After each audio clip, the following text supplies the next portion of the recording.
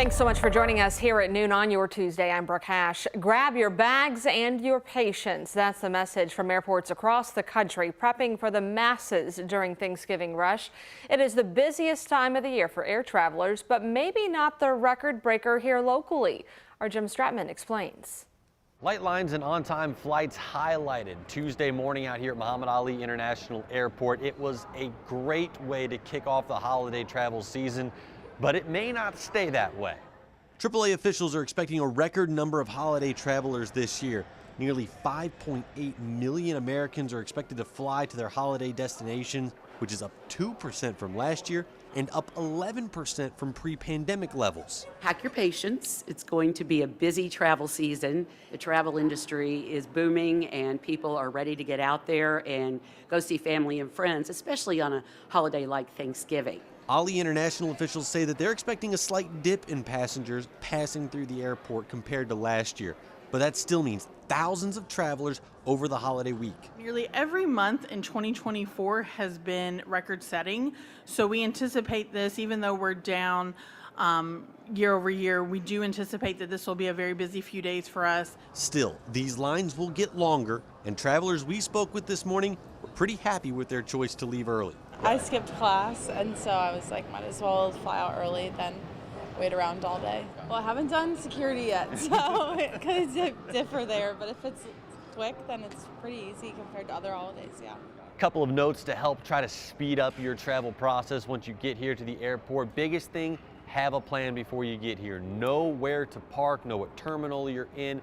Make sure you get here 2 hours early at least to try to avoid that dreaded sprint to the gate. And also think about going ahead and weighing your checked bags before you get to the airport so you can cut down on that time at the check-in counter. Reporting in Louisville, Jim Stratman, WHAS11 on your side. The majority of travelers will be driving over the Thanksgiving holiday. AAA is projecting nearly 72 million people will be on the roads through Monday. That's 1.3 million more than last year. The agency says the worst time to drive today and tomorrow will be between 1 and 7. So to beat the best traffic, you are advised to hit the road before 10 a.m. And driving could save you some more money at $3.05. The nationwide average for a gallon of gas is the lowest it's been since 2001. In Kentucky, we are looking at $2.75 a gallon, which is about the same as a week ago. AAA says over in Indiana, it's down 10 cents from last week to $2.90. A noticeably chillier start to the morning and afternoon hours, Mallory. Wondering if we're going to see a warm up or is more rain in the forecast? More rain is in the forecast. Not for today. We're going to stay dry. The sunshine does make a difference, but yes, those temperatures definitely cooler than what we were dealing with yesterday when we had highs in the mid 60s. We're about 20 degrees cooler than that right now at the Louisville International Airport. 45 degrees, 43 at Bowman Field. Of course, it feels slightly cooler than that in some spots, but the good news is those winds that we had this morning are backing off. We're seeing calm winds at the airport, which really helps along with the sunshine at this lunchtime hour, because that 24-hour temperature change map showing the impact of the cold front that tracked through the region yesterday afternoon and evening. Once again, Louisville 20 degrees colder than this time yesterday, and many areas across the region ranging from 10 to 25 degrees colder because of that front. But at this time, the rain that we had yesterday far off to our east. Clouds followed suit behind early this morning, making way for just lots of sunshine for your lunchtime hour on this Tuesday. Temperatures remain a few degrees below normal. We're looking to top out in the mid to upper 40s, right around that 50-degree mark in Louisville this afternoon. So that chilly sunshine on tap, but all in all, not a bad late November day across Kentuckiana. We do have some changes on the way. So clouds will build back in late tonight and into tomorrow. Tomorrow we will start off with temperatures in the 30s. We'll top out around 52 by the afternoon. The bulk of your Wednesday will be dry, but rain chances move back in late Wednesday into very early Thanksgiving Day. We could have some lingering drizzle on Thursday. It's just going to be a dreary Thanksgiving overall, but we'll time out those rain chances and take a look at your travel impacts across the country. That's coming up here in just a bit, Brooke. Thank you, Mallory. New at noon, there is a new team trying to reduce the amount of fires and safety threats that come from abandoned and vacant buildings across Louisville. Mayor Craig Greenberg announced the abandoned properties team today, saying this team will work alongside Louisville Fire, Metro Police, codes and regulations, plus Metro Homeless Services.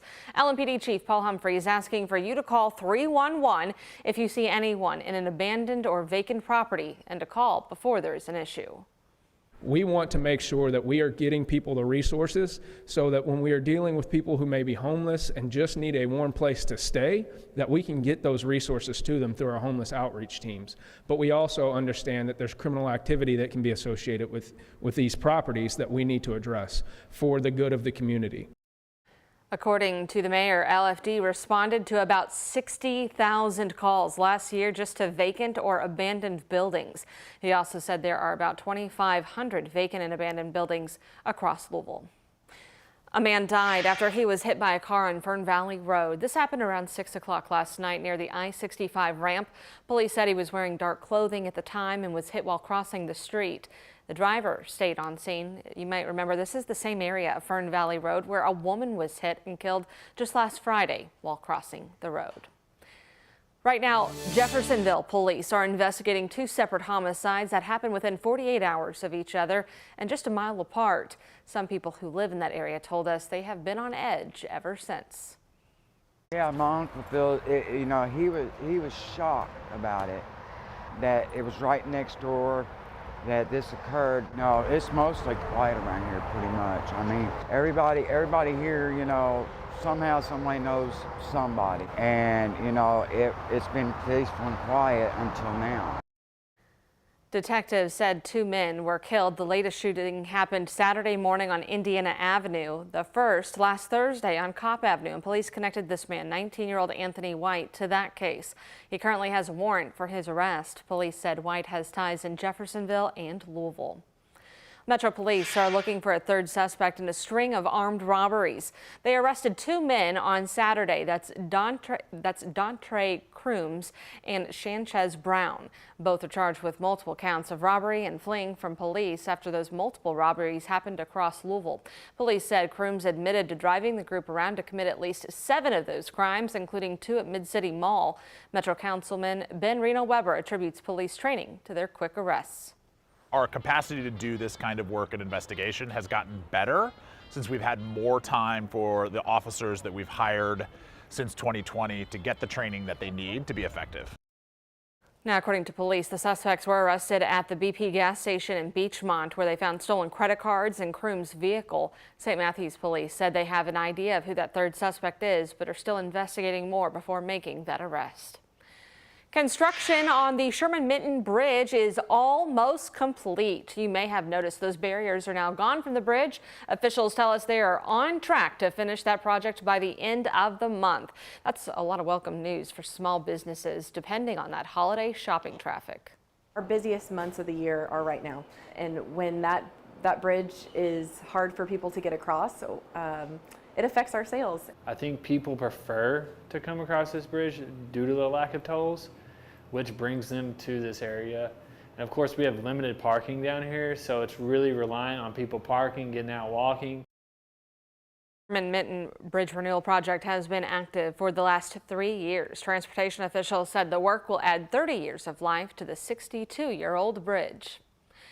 And check out this wild video out of Evansville, Indiana. Officials said a car drove off that Bally's Casino parking garage there and crashed down through the roof of the building next door. You can see that car left a massive hole in the door. You can see the driver of the car that had escaped the wreck went to the hospital. Thankfully, no one else was injured.